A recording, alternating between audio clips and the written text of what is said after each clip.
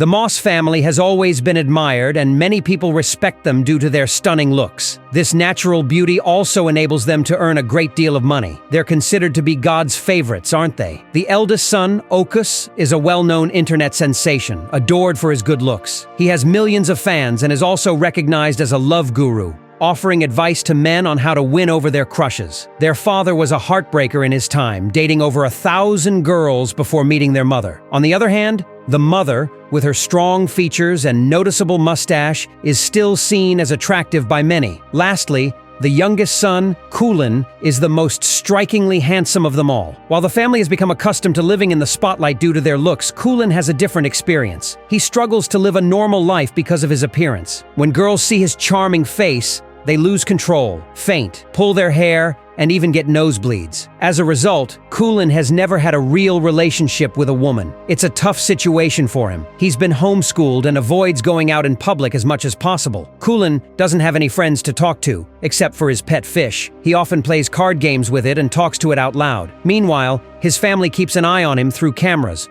wanting him to experience a normal teenage life. They will do whatever it takes to help him. Okus, for instance, continuously shows him pictures of girls, trying to set him up with someone. However, Kulin insists that his ideal girl is one who doesn't like him. He wants to be seen for his personality and interests, not just his looks. His family, desperate to get him out of the house, takes a bold step. They fabricate financial problems, hoping that this will push Koulen to attend a school. One night, as Koulen gets up to drink some water, his parents take advantage of the moment. They express their concern about their financial struggles and make a dramatic decision. They tell Koulen that they will only eat scrambled eggs for breakfast until they can afford his homeschooling. This move makes Koulen feel guilty for putting so much stress on his family. The next morning, Koulen decides that he will go to school for the next semester, and his family is overjoyed. However, their smiles fade when he adds that he will only attend an all-boys school. They had hoped for him to interact with girls, but they are willing to take things one step at a time. A few days later, Koulen attends his first day at school. Okus drops him off, but Koulen refuses to take off his helmet. He intends to wear it all day to hide his appearance. However, this plan backfires as the helmet draws even more attention than he anticipated. Koulen sits quietly in the back of the class, but soon he is disturbed by Sidi and his group. Just then, the teacher walks into the room and is curious about the boy wearing a helmet. She orders him to take it off immediately. Koulen reluctantly complies, removing the helmet slowly and dramatically, revealing his face. In the next scene, the teacher is rushed to the ambulance with a nosebleed, struggling to breathe. The other students complain to the principal, saying that the new student, Koulen, is too handsome for anyone to handle. Koulen tries to escape by running down the hallway, but the bullies trip him and drag him to the school's storage room. There, they introduce themselves as the Power Rangers, a gang known as the Tiga Talk. Sidi, the gang leader and the principal's son, explains that they need Koulen's help in asking a girl to prom. For the past 3 years, the group has been stuck in their senior year of high school and cannot graduate until Sidi attends prom with Amanda, the most beautiful girl at BBM school. However, Amanda only accepts proposals from attractive men, so they want Koulen to deliver the invitation to her. To assist Koulen, they assign Kibo, a shy and innocent boy who has already been a victim of their bullying. Kibo is forced to comply with their demands. Koulen and Kibo visit the principal's office, where Koulen files a complaint about the bullying. Kibo, aware that the complaint won't change anything, continues to support Koulen. The principal is more concerned about his son's refusal to graduate than the bullying, so he tells Koulen and Kibo to do whatever the bullies ask. That evening, Koulen and Kibo decide to fulfill the task the next day and free themselves from the bullies' hold. Kibo is the first person to show Koulen kindness that has nothing to do with his looks. Though the day didn't go as planned, Koulen is glad to have made a new friend. The following morning, they head to BBM school, but the girls quickly notice Koulen. They are determined to keep unattractive boys from entering the school, and when the entire school sees Koulen wearing his helmet, they all demand that he take it off. In a critical moment, Koulen removes his helmet, causing chaos among the girls. The news spreads quickly, and within hours, videos of girls crying, having nosebleeds, and acting strangely go viral on social media. Koulen becomes famous as the too handsome to handle guy. Amanda,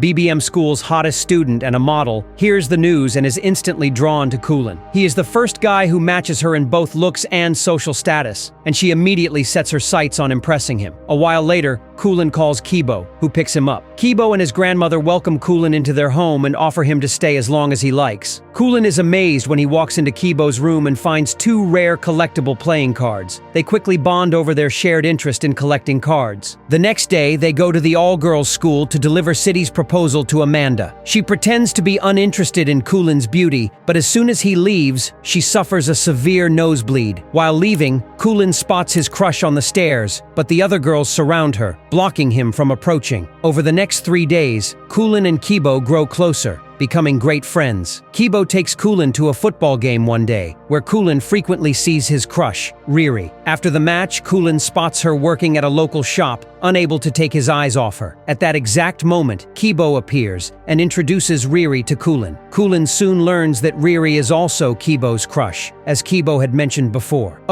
Could this turn into a love triangle? Koulen feels a pang of jealousy seeing how close Kibo and Riri seem, and he struggles to sleep that night. This new emotion takes over him, and he remembers that Okus, being a love guru, might have some advice for him. The next morning, he decides to visit Okus. When they meet, Okus bursts into tears of joy. He's been waiting for this moment, eager to give his brother some relationship advice. Koulen, for his part, forgives his family for using him as a way to gain followers. After the emotional moment, the brothers go grocery shopping together. As they shop, Okus makes a list of things Koulen should do to impress his crush. As Koulen follows his brother's advice, he realizes that he doesn't know Riri as well as Kibo does. Still, he refuses to give up on his first love. One afternoon, Amanda shows up at the boys' school. She gives Koulen a birthday invitation and a phone as a present. Later, Kibo, Koulen, and Riri go to karaoke. Koulen and Riri eventually get to sing together, but Riri's attention is mostly on Kibo. Koulen quickly picks up on the fact that Riri likes Kibo as well, and a wave of bitterness fills his heart. So, when Kibo isn't around, Koulen asks Riri directly if she has a crush on him. At first, Riri denies it, but her expression changes when Koulen lies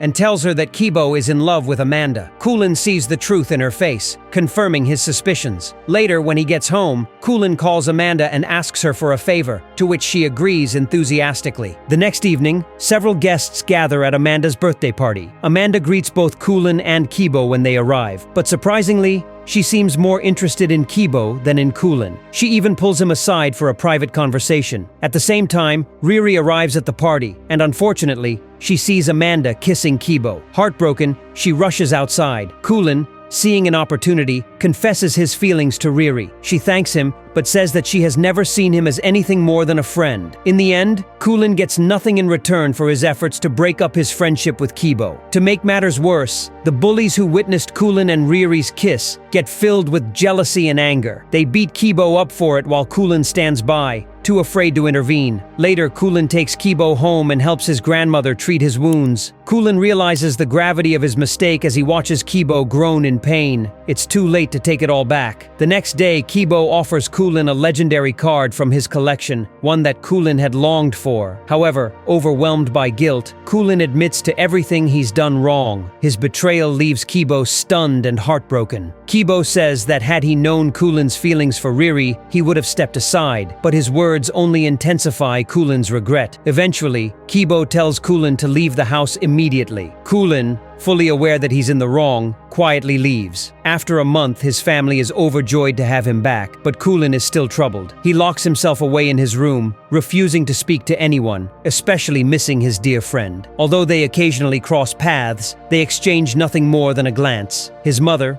worried about him, visits him one night. She gives him back his pet fish, which hasn't actually died. She reassures him that if he prefers, he can return to homeschooling, as the family only wants his happiness and will do anything to ensure it. Koulen is deeply moved by his mother's words, realizing that he has people who support him. This encouragement drives him to try and fix his mistakes with Kibo. The next morning, he rushes to Riri to confess the truth and then heads to Kibo to make amends. But Kibo ignores him. When Koulen presses on about Riri, Kibo finally opens up about how much he cares for her. Koulen then reveals that Riri had been listening to their conversation on the phone, which helps mend their bond. They all manage to rebuild their friendship, and Koulen becomes friends with both Kibo and Riri again. A few days later, they all attend the prom together. Riri is Kibo's date, and Amanda accompanies Koulen. As expected, Koulen and Amanda are crowned prom king and queen. In the midst of the celebration, Koulen overhears a girl saying that he's only mildly attractive and is immediately drawn to her. This marks the start of a new relationship for him.